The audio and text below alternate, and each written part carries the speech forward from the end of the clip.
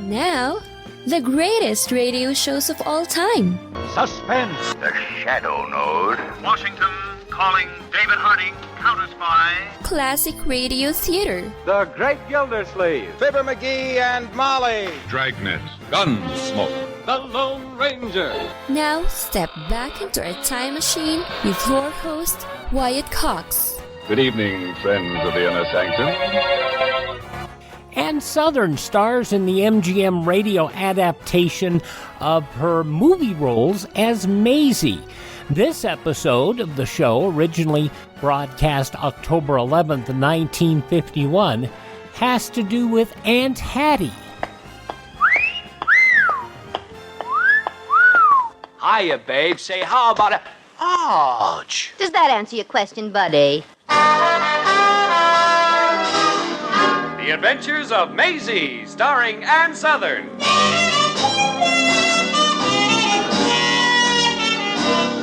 You all remember Metro-Goldwyn-Mayer's famous Maisie pictures. In just a moment, you will hear Maisie in radio, starring the same glamorous star you all went to see and loved on the screen, Ann-Sothern. And now, here's Ann-Sothern as Maisie. Yep, I'm Maisie, like the man said. Maisie Revere of Brooklyn. My boyfriend Eddie Jordan and I live in Mrs. Kennedy's boarding house. And when we get enough money, we're going to get married. But we don't make very much. You see, I'm in show business, and even when I work, I'm underpaid. The other day, I left my salary on a table in a theater, and a stagehand thought it was a tip. Eddie doesn't do much better and spends his spare time dreaming of the day when he'll be so rich he won't have to lift anything heavier than a deck of cards. I still feel there are more important things than money, but I wish I knew what they were. Well, speaking of money, the other day a friend of Eddie's, who's always been crazy about me, dropped in at the boarding house. His name is Harry Adams, and he's a pretty sharp customer. Maisie. What's the matter, Harry? Maisie, I got a terrible problem. Well, don't worry about it, Harry. Some people overcome their personality. You got me all wrong, doll. I'm a sweet guy at heart. I just do lousy things to people to hide my inferiority complex. I'm a sweetheart. Honest, I am. What's Eddie doing back so soon? Have they finally gotten smart and fired him? Oh, no, Mrs. Kennedy, it isn't Eddie. No. Harry, you remember my landlady, Mrs. Kennedy, don't you? Hello, Miss Kennedy. Uh-oh, it's Harry Adams. Excuse me. Where you going? I'm going to lock up the silver drawer in the refrigerator. All right, I'll go. I know when I'm not wanted. I don't have to have no house fall out of me. Oh, for heaven's sakes, you're trying for the Academy Award or something. Sit down and stop trying to tear my heart out. Boy's got a lot of talent as an actor, hasn't he? Yeah, he's a ham bone at heart. Well, to be or not to be, what is your problem? Well, it's just one of them things. I got an aunt who's from Texas. And she's got a lot of money. Yeah, I guess you heard about her, huh? No, but I heard about Texas. Yeah, well, Aunt Hattie's rich. Very rich. Maybe even filthy rich. My, what a lovely person she is. Well, what about her? Well, we've always carried on a correspondence, and I've told her about what I was doing here and so forth. Yeah. And I admit I made myself look pretty good, but I'm only human, ain't I? Shall we vote on it? The vote's 2-1 against you, Harry. Go on. Well, anyway, I told her I was engaged to a real nice girl, and I sort of gave her a word picture of you, Maisie. Uh-oh. Haven't I seen this movie somewhere before? Oh, Maisie, you know I always been crazy about you, but you always liked Eddie. I didn't think anything would come of it if I did a little personal dreaming in my letters to Aunt Hattie. And now she's coming to town, and she wants to meet you. She's staying at the Park Vanderbilt Hotel. Well, nothing doing, Harry. Tell her I left town. But this means a lot to me, Maisie. Won't you please do it just for me? Sure would appreciate it. Oh, all right. I'll pretend to be your fiancé. But you'll have to get Eddie's permission first. Oh, gee, thanks, Maisie. And don't tell him you talked to me. Oh, I won't, Maisie. And if he dares to give you permission, I'll chop him into pieces little enough to feed an ant. And I don't mean from Texas.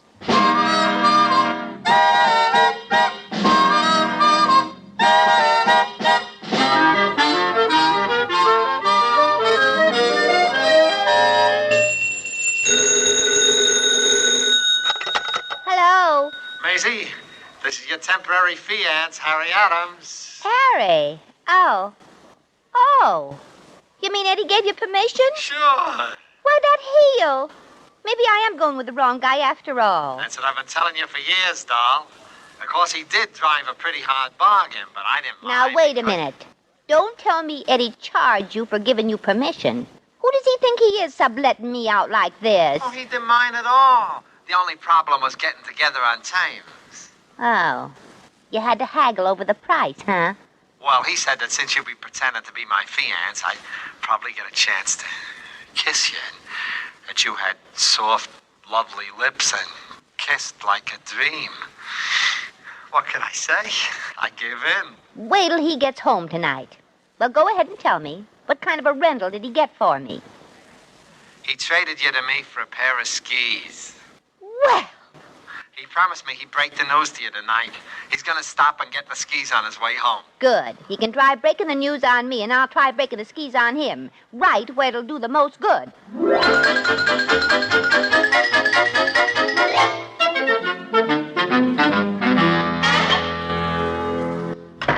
Hello, Eddie. Hello, Mrs. Kennedy. Maisie, your dream prince is here with a pair of skis. Hello, Eddie, darling. Hello, gorgeous. Mrs. Kennedy, would you mind turning your head the other way while I get my before-dinner smooch? Not at all. I doubt if I'd see anything new, different, or educational. Here's your kiss, Eddie. Hey, I can get a better kiss than that from any waitress in Childs. Well, I expect the undivided attention of a man who's kissing me. And you were kissing me and checking over the binding on the skis at the same time. Where'd you get 'em, anyway? Oh, I just traded for them. Maisie, I'd like to talk to you in the sitting room for a minute. What'd you have to give for those skis, Eddie? Oh, nothing much. Just some tired stuff I had around the house. Well, they're very nice skis. Are you sure what you traded wasn't nice, too? Nah. Look at the beautiful curves in those skis. So what? Look at the beautiful curves. Oh, well, never mind. What were you going to tell me? Well, you know Harry Adams, don't you? Oh, sure. He's the guy you hate so much, isn't he? No, not exactly. Oh. Well, go on. What about Harry Adams? And stop running your hands over the curves of those skis. Here, I'll take them. Well, Harry's really a swell guy, Maisie, and I want you to get to know him better. Oh. Now, the poor guy's in a spot right now, and I know you'll help him out. He needs a girl to pretend to be his fiancée for a couple of days, and, well, I thought of you right away, beautiful. Oh, well, that was sweet of you, Eddie. What's the job pay? Pay? Maisie, surely you don't expect to get anything for that, do you? Why, certainly it's an acting job, isn't it? Well, of course it is. Keep out of this. Maisie, this is one of those things you do out of friendship. I'm ashamed to think you'd want some kind of recompense for it. Oh, you are, huh? Mighty nice skis here. Oh, oops, I dropped my handkerchief. Will you bend over and pick it up for me, Eddie? Why, of course, Maisie. This is the moment I've been waiting for. Oh, Maisie! That'll teach you to sell me for a pair of skis, you hypocritical crumb. Swat him again, Maisie. Maisie, don't do it. Maisie! Now take your skis and get out of here. I'm going to go through with this thing, but I don't want to see you again until I do. You scratched one of them. Maisie, are you going to do it? You bet I am. Eddie's taken me too much for granted, and I'm going to make him regret every moment of this.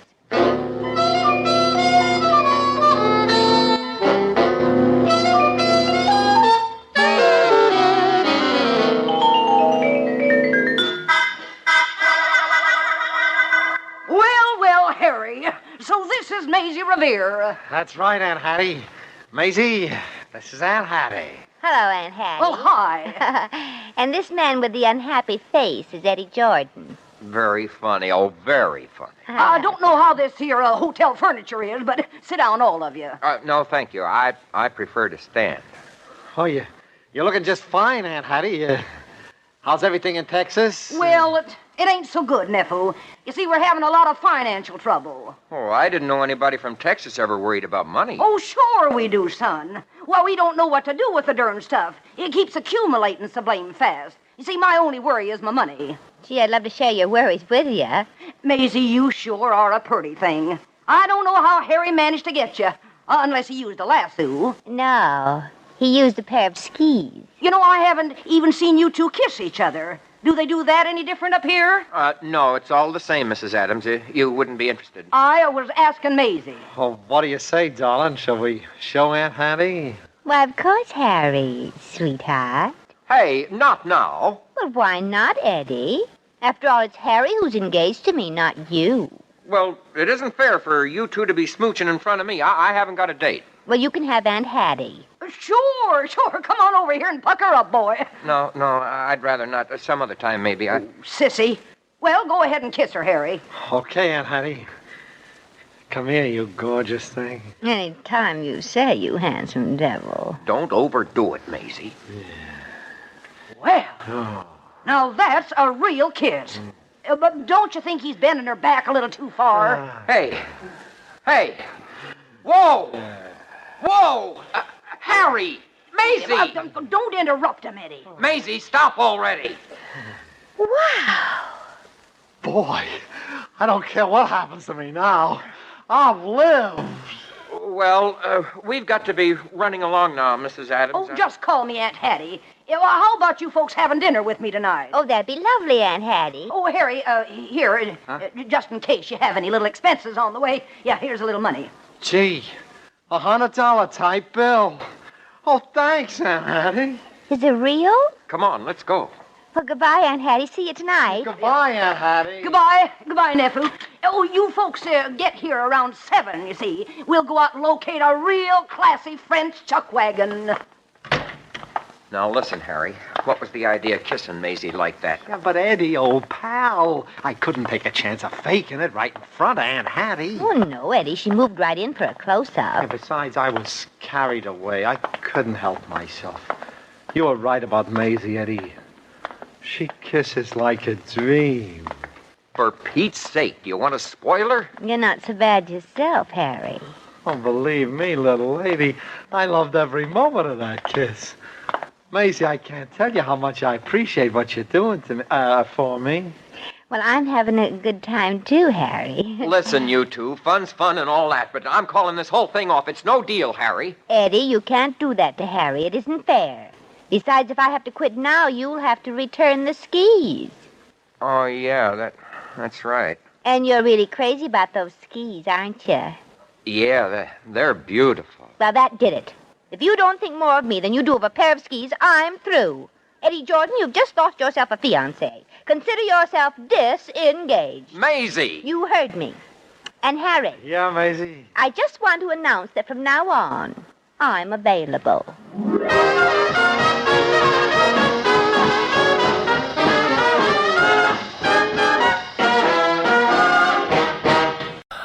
From a totally different time, October 11th, 1951, ann-sothern, The Adventures of Maisie on Classic Radio Theater with Wyatt Cox. You know, it's true. Difficult times have a way of focusing us. We have to think about what matters most when it comes to our spending, our health care.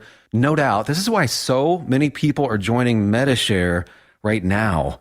Medishare is a trusted way to save up to 50% on your monthly healthcare costs.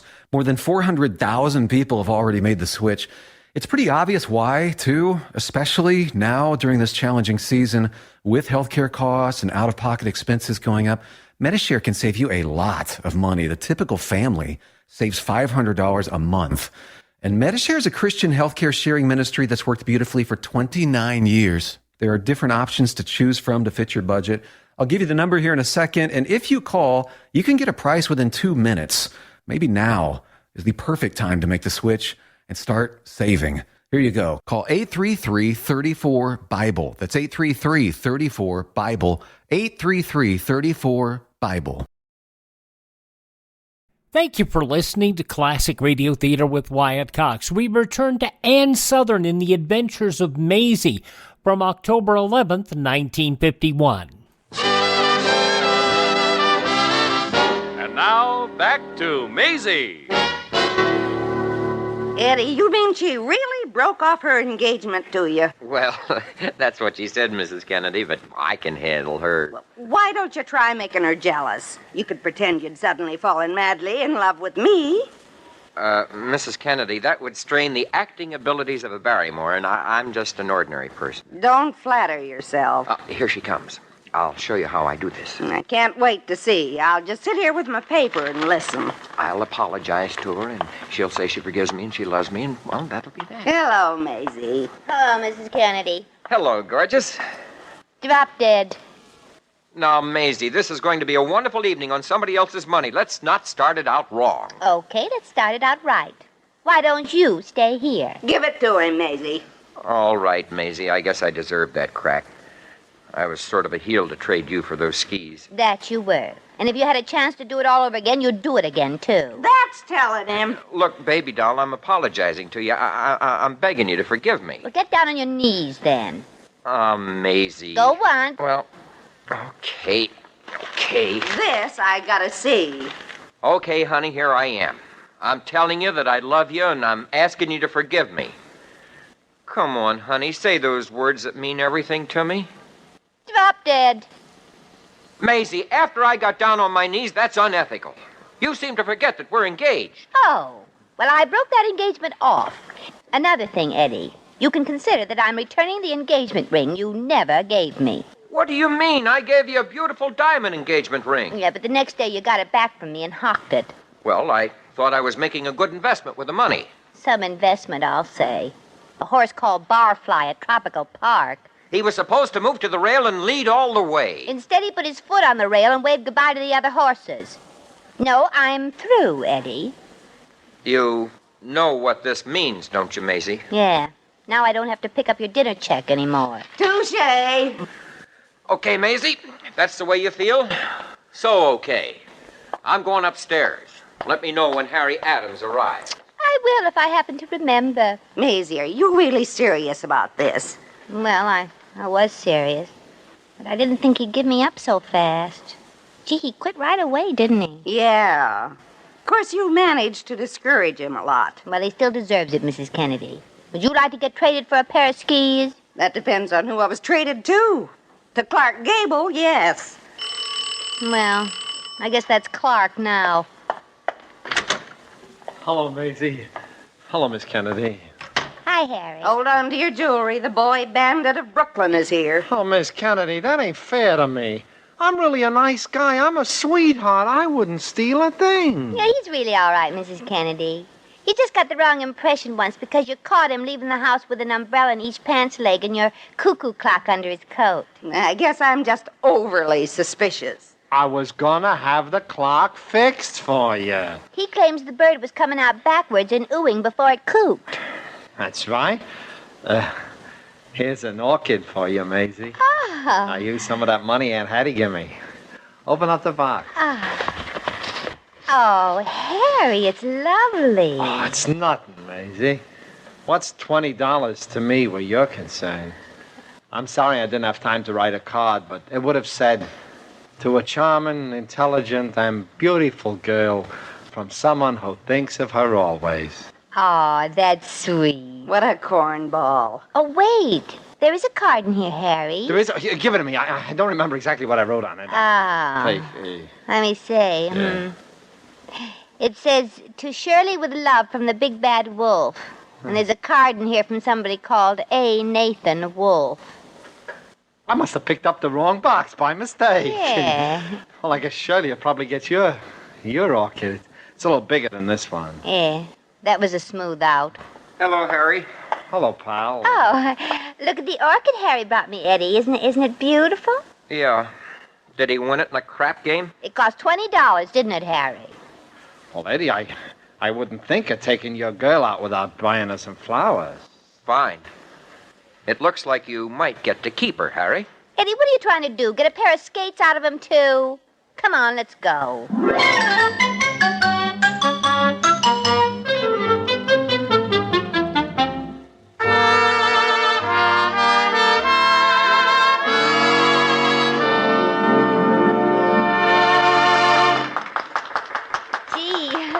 You're a good dancer, Harry. Oh, thanks, Maisie. You're pretty slicko yourself. But I wish you'd stop talking about Eddie all the time. Oh, it's just a habit. I've been going with him for so long. And besides, he's been making me mad the way he's been acting tonight. Hey, look, gorgeous. I know how we can really rock him back on his heels. You want to hear before we go back to the table? Yeah. What's the idea? We'll say you and me are going to be married tonight. How you like that? It's a gruesome thought. But he wouldn't believe it. You gotta have a license to get married. Yeah, I got one for you and me. Just got it the other day so I could show it to Aunt Hattie. Oh. I can fix it up with a guy to pretend to be justice of the peace and marry us. Well, okay, Harry. Let's give Eddie a good scare. Come on back to the table. Well, there you are. Oh, well, Aunt Hattie, why didn't you and Eddie finish out this dance? Oh, somehow I just can't seem to dance with this boy. Just call me Tenderfoot. She not only stomped on me, but she raked me twice with her spurs. Oh, ain't he a card? Well, we decided I'd live longer if we just sat here and talked. Well, I've been telling him about the trouble we've been having, trying to fence in our Texas ranch. Every time we dug a post hole, oil would squirt up. Well, Harry and I have a little surprise for you, Aunt Hattie. We're going to get married tonight. What? No kidding. Well, let me be the first to congratulate you. You make a mighty fine couple. Mighty fine. Mighty. Maisie, you can't do this. You can't marry this drooling idiot. And why can't I marry a drooling idiot if I want to? Eddie, please. And I was just going to ask you to be my best man. Okay, I accept. But Maisie, I still say I won't let you do it. Complications, October 11th, 1951, ann-sothern, The Adventures of Maisie. The conclusion next here on Classic Radio Theater with Wyatt Cox.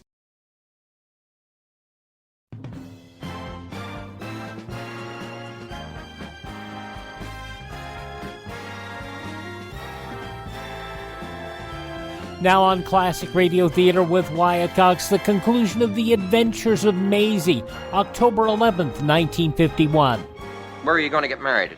The hotel? Oh, no, not the hotel. It just ain't homey enough. I know, at the boarding house. I'll have the justice of the peace meet us there, huh? And how about giving me a great big kiss before I go out the phone, darling? You do and I'll slug you, darling. Oh, wait a minute now. I'm writing out something for you folks might be interested in. There you are, Maisie. I'm giving it to you. Holy smoke. It's a check for $1 million. Well, you'll probably have some expenses. Don't take it to the bank without warning them, or it might come back marked insufficient funds. You mean the check isn't any good? Oh, heck no, Maisie. I've got the money. I'm just worried the bank might have insufficient funds.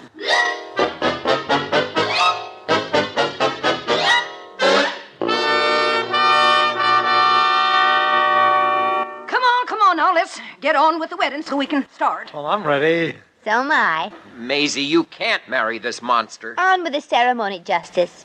If you get stuck for words, I'll throw you the line. Miss Revere, I know the ceremony perfectly. Well, great. Well, let's get on with it. Yeah. Well, the way we do it in Texas, you'd be married by now and riding through the purple sage into the sunset together.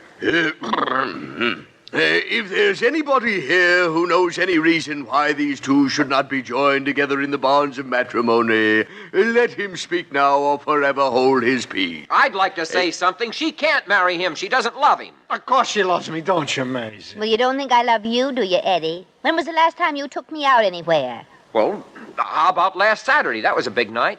Eddie, watching the ping-pong tournament at the YMCA isn't my idea of a big night. How about that bag of popcorn? I bought that. Oh, yes. But, Maisie, you always like to stay here and sit on the Davenport with me. What's happened? I'm tired of a man who keeps one arm around me and the other under the cushions looking for loose change. On with the ceremony. Yes. If there is anybody here who knows any reason why these two should not be joined together in the bonds of matrimony, let him speak now or forever hold his peace. Stop! Now what? Eddie, cut it out. Go on with the ceremony. I got 2 6-shooters here with me, and if there are any more interruptions, I'll fill you full of holes. But, Maisie, you've never liked this goon here. He's been trying to get you to marry him for months, and you've always brushed him off. What's happened? Well, the skis, for one thing. On with the ceremony. Yes. If there's anybody here, etc., speak now or forever hold his peace. Stop! What's going on here? Oh, no, not again. I'm marrying Maisie, Miss Kennedy. That would be a crime, and nobody's going to commit a crime in my boarding house. Who's this old turkey in the Western outfit? I've never... Frida! Pappin' Foo! Henrietta! Why, dearie, I haven't seen you for at least a year. Uh-oh. Wait a minute, do you know Aunt Hattie? Aunt Hattie? Why, this is Frida Pappenfuss. We both used to be chambermaids at the Park Vanderbilt Hotel. Yeah, and I'm still there, Henrietta. Oh, this Harry Adams talked me into pretending to be a wealthy aunt from Texas. Oh, I loved it. I've had a ball. What was that? Where's Harry? He's gone. Oh, Eddie, what a mess, and it's all my fault. Harry rigged up the whole thing just to get some dates with you. Wait till I get my hands on him. Well, I knew the justice of the peace here was phony, but I didn't know about Aunt Hattie. I really wouldn't have been married after all. Pardon me for interrupting, but somebody here owes me $20. Well, you'll have to squeeze it out of Harry. But it seems to me that's a lot for being a fake justice of the peace. For a fake, yes, but you're mistaken about me. Everybody else may be phony, but I happen to be on the level. I am a justice of the peace. Holy smoke. Maisie Revere, you almost became a wife.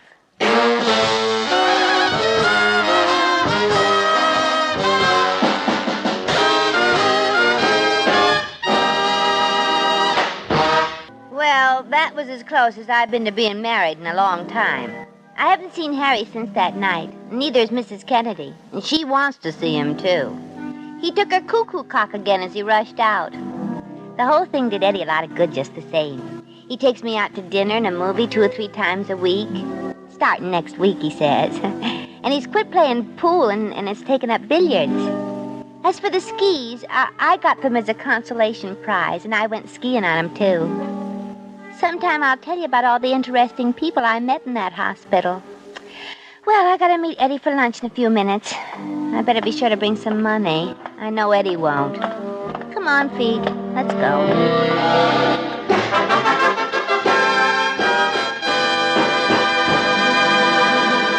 You have just heard The Adventures of Maisie, starring Ann-Sothern. Maisie was written by John L. Green. Original music was composed and conducted by Harry Zimmerman. Supporting cast included Virginia Gregg, Pat McGeehan, Gigi Pearson, Frank Nelson, and Hans Conried. John Heaston speaking. A solid supporting cast for Ann-Sothern in The Adventures of Maisie, October 11th, 1951. You're listening to Classic Radio Theater with Wyatt Cox. Now on Classic Radio Theater with Wyatt Cox, let's see how David's recovering from his auto accident in today's episode of the soap opera Claudia, October 11th, 1948. And now, Claudia. David, wake up. What for? Say, how long have you been awake and not saying anything about it? Yeah, wouldn't you like to know? How can you bear to lie awake and see me sleeping? I can't bear it when it's vice versa. That's no problem at all. Those are delicious moments when all is peace and quiet. And you, my love, are silent beyond belief. You've been awake quite a while, I can see that. Anyway, good morning, darling. Good morning. How are you today? Not a complaint in the world. Good. You look without a complaint, too. Nice and rested and... Waking up in the mornings was certainly the worst part when you were in the hospital. No one to talk to. No one to talk to, except Shakespeare. He was very devoted while you were away. He purred all night at the foot of the bed. And in the morning he'd come right over to me and stare at me till I woke up. I think he knew how lonely I was. Well, maybe he was lonely, too, if you stopped to think of that. Oh, this is a wonderful morning. Your hair's all tousled. You look about 8. I wish I'd known you then. Hey, what is all this sentimentality? Sentiment, not sentimentality, please. Sorry? It's an early morning habit with me. It comes from waking up after a beautiful sleep. I didn't dream at all. Now, that's not normal. Who cares? Well, I'm getting up. Hey, wait a minute. You can't do that. Why not? Because I haven't told you what I woke up to tell you yet. Only you didn't wake me because I was awake. That is a detail. All right, out with it. Hurry up. Well, it's a beautiful day out. Just beautiful. So I noticed. Is that all you have to say about it? What else do you want? Well, don't you realize what a beautiful day means? Mm-hmm. God's in his heaven. All's right with the world. Robert Browning. Poof. I was going to give you a Claudia Norton. Oh. Well, all right. Now, what does a beautiful day mean? David, you haven't forgotten, have you? What a beautiful day means? Dr. Barry said you could go out on the first beautiful day. And this is the first one since he said that. You don't say. Then you did remember. That's what you were lying awake waiting for. Not a cloud in the sky. And Matthew Warren's cattle lowing as clear as if they were in our own backyard. I wish we had a cattle all our own. Well, we have a pig. That's why we need a cow. Say that again. Well, just having a pig is doing it halfway. Doing what? The farm. Oh, the farm. Well, you know what I mean. Now, don't pretend to be so droopy. Just look at that sky. When are we going to go out? Now. We haven't had breakfast. Fiddlesticks to breakfast. We can have breakfast any other day. You shouldn't go out without your breakfast. Sensible people always take a constitutional before breakfast. It gives them an appetite. I always have an appetite for breakfast. I suppose it's because I haven't eaten for so long. Now, do as you like. I'm going out for my walk now. I'll be dressed in 2 seconds, so if you don't hurry... Hey, you got up without saying a decent good morning to me. No time for that now. I've got my socks on. David, dress warmly. Sure, I will. Putting on your woolen socks? What on earth for? For your feet, to keep them warm. They'll be warm. Not without woolen socks, they won't. Well, you dress your feet. I'll dress mine. Cat's cold. You haven't been out of the house in weeks, and now all of a sudden you want to go running around in your bare feet without breakfast in your stomach. I'm not running around in my bare feet, and they have nothing to do with my stomach. Oh, yes, they now, do. You listen to me, young woman. Just because I was in a car accident 3 weeks ago... And you were almost killed. ...doesn't mean that I'm going to allow myself to be pampered for the rest of my life. David, I'm not pampering you. I just want you to be sensible. Well, I'll be the judge of that. Can't anybody tell you anything without your getting angry? I'm not angry, darling. We just have to get this business settled once and for all. I'm well now. I feel fine. I feel wonderful. I'm not going to be foolhardy and do a lot of things that aren't good for me. I know that the aftermaths of a concussion can be serious, and I realize that my collarbone isn't completely mended, so I'll be careful. Now, can't you trust me in that? Well, I'm just so grateful to have you back. Too grateful, maybe, but I can't help it, David, because I know what it was like when I thought you might not come back. Well, I'm not scolding you for that. How could I? But you just have to realize that I'm all right again. I can't drive a car, maybe, and turn a somersault in the air, but otherwise I'm all right. I realize, I guess. Good. Then we won't have to talk about it anymore. Not another word. Here's a kiss on it. David. What? Just as a favor. Would you wear woolen socks? No, my good great aunt. After all I've said, all right, I'll wear them. Give them to me. Here, Cat. put them on or something. Don't scowl. Now, hurry up and get dressed. I'm a lot more interested in getting out into that fresh air than in socks or anything else right now. I'm dressed way ahead of you. I'll be ready and waiting for you. You'll see. That would mean the end of the world. It's nothing but a superstition. What is? This business of men always having to wait for women. Yeah, superstition nothing. Oh, yes, it is. It's one of those things that can make a man feel like a man. David, put the toothpaste on your brush for you. Good service in this hotel. Say, Claudia, what makes a man feel like a man? Complaining he has to wait for his wife is typical of the sex, like shaving. Claudia, you're getting toothpaste all over the floor. Where? Right here. Wait till I get up here. Oh, well. Now get back over the basin where you belong. You asked me a question. I was only being sociable. It's typical of a woman to always be late. If I were brushing my teeth, I'd tell you a thing or two. Actions speak louder than words. There. I'm all washed and brushed and practically dressed. So, who's almost ready first? You'll see. The basin is all yours. I'm now waiting for you, my love. Oh, I hate you. Yes, waiting for the woman I married. But I'm not complaining. Ha, much you're not complaining.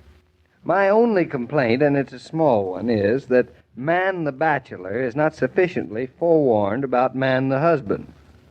It should be in each marriage vow, you know. What should? Oh, where's my coal? Here. Yes, in each marriage vow, the line should read, "Wilt thou promise to love, honor, and wait for this woman. Steady funny.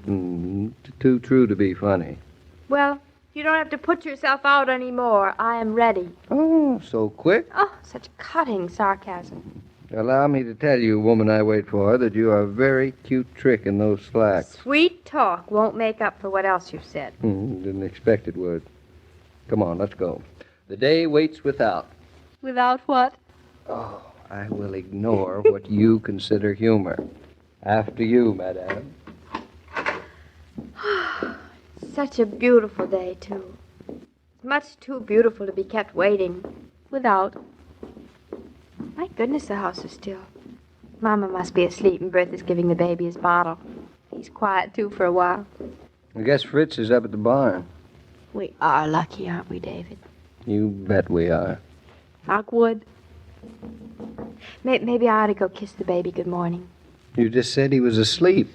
Oh, it's not for him, it's for me. Well, in that case, we can save the ritual until after our walk and breakfast. Heartless. Well, there lies the great outdoors. Just smell the air. It's so clean and cool. I can feel it all up around my throat. Like a kiss. You warm enough? Look at the fog clinging to the side of the hill. The dew's so heavy, the sun rising makes it fog. We'll walk on the paths. Oh, David, all this on our own doorstep. And still people fight wars. I'll never know why. Sounds like Bluff.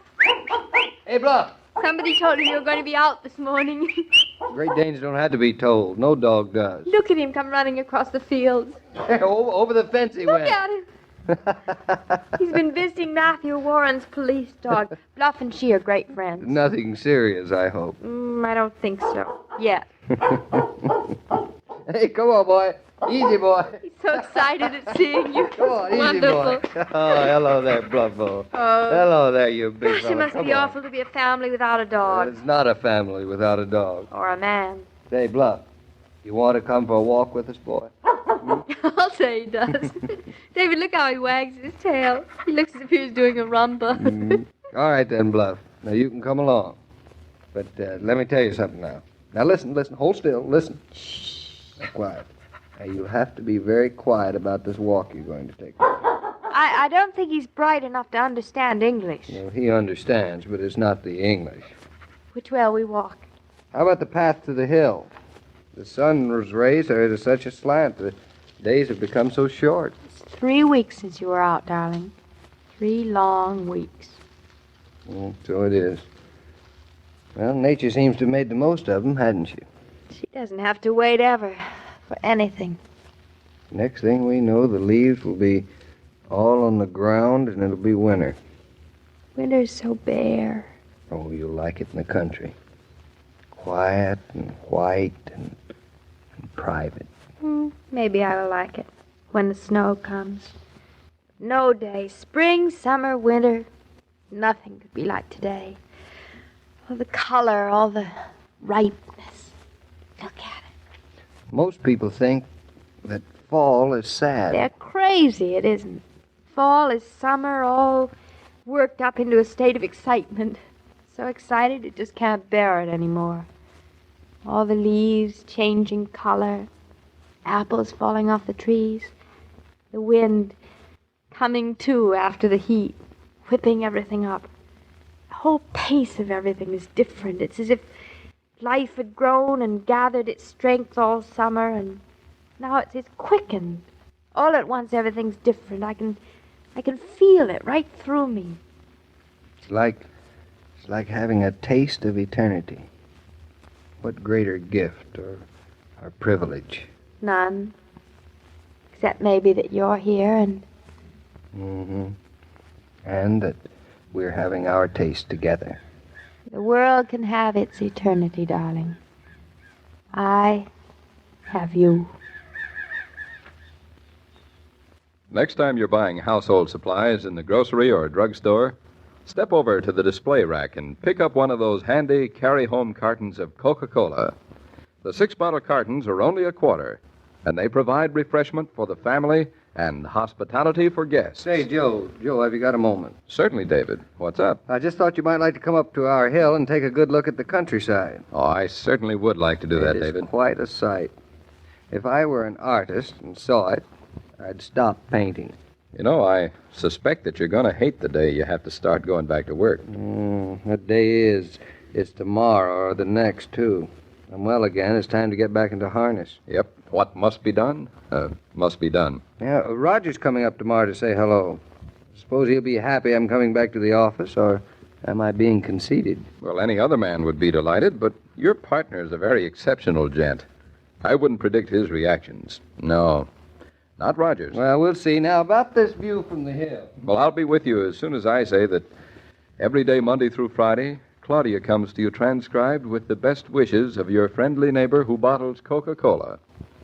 So listen again tomorrow at the same time. And now this is Joe King saying au revoir. Before you get all excited thinking about a six-pack of Coca-Cola just being 25 cents in real glass bottles, today that price would be $3.07. Although still, that's not a bad price. It wouldn't be at all, even adjusted for inflation. Claudia, October 11th, 1948, here on Classic Radio Theater with Wyatt Cox. Thank this station. Support their advertisers. It's their kindness and courtesy that allows us to be with you here on your favorite station. Now, if you miss a day, you don't have to miss a single show. All of our shows are available on demand at classicradio.stream. At classicradio.stream, you can stream our shows on demand. You can also find listings of the podcast sites that carry our shows. You can even download them from there as well. You can contact me. You can buy me a coffee. The Buy Me a Coffee money goes for us acquiring additional classic radio programs. Thank you so much for being with us, and please tell your friends the great radio shows are right here at this spot on the dial. Classic Radio Theater with Wyatt Cox on your favorite station.